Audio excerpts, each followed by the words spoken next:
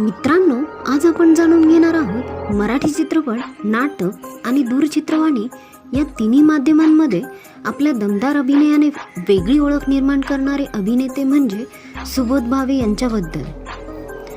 सुबोध भावेचा जन्म 9 सप्टेंबर 1975 रोजी पुणे, महाराष्ट्र येथे झाला. सुबोध भावे हे एक अष्टपैलू मराठी अभिनेता आहेत. मराठी भाषेवर प्रभुत्व, संयमित अभिनय आणि सशक्त संवादफेक ही त्यांची खास ओळख मानली जाते. कॉलेजमध्ये शिकत असतानाच सुबोध भावेंना नाटकांची प्रचंड आवड होती. ते त्या काळातच नाटके दिग्दर्शित करत असत. पुरुषोत्तम करंडक स्पर्धांमध्ये पुरस्कारही मिळवत होते. याच काळात त्यांच्या अभिनय प्रवासाची भक्कम पायाभरणी झाली. नाट्यसृष्टीत कट्यार काळजात घुसली हे नाटक त्यांच्या कारकिर्दीला मैलाचा दगड ठरलं.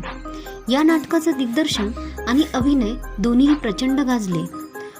आता दे टाळी, महासागर, लेकरू उदंड झाली, अश्रूंची झाली फुले यांसारखी अनेक नाटके आजही प्रेक्षकांच्या लक्षात आहेत. चित्रपटांबद्दल बोलायचं झालं तर बालगंधर्व या चित्रपटातील त्यांची भूमिका विशेष गाजली. यांची व्यक्तिरेखा इतक्या प्रभावीपणे साकार केल्यामुळे सुबोध भावेंचं खूप कौतुक झालं.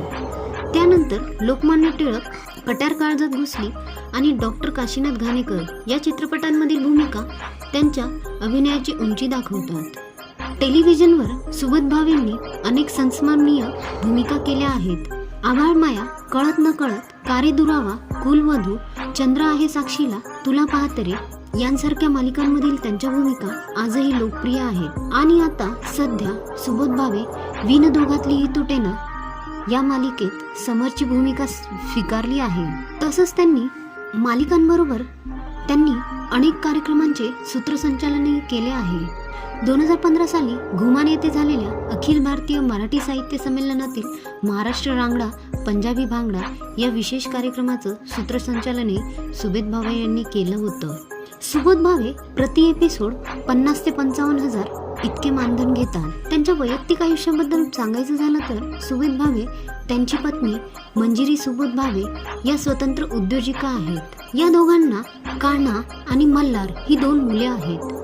कुटुंब, कला, संस्कृती यांचा सुंदर समतोल सुबोध भावेंच्या आयुष्यात दिसतो. सुबोध भावे म्हणजे फक्त अभिनेता नाही, तर मराठी संस्कृतीचा एक सशक्त चेहरा आहेत.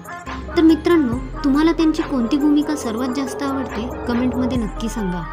आणि अशाच मराठी अपडेटसाठी व्हिडिओला लाईक आणि चॅनलला सबस्क्राईब करायला विसरू नका.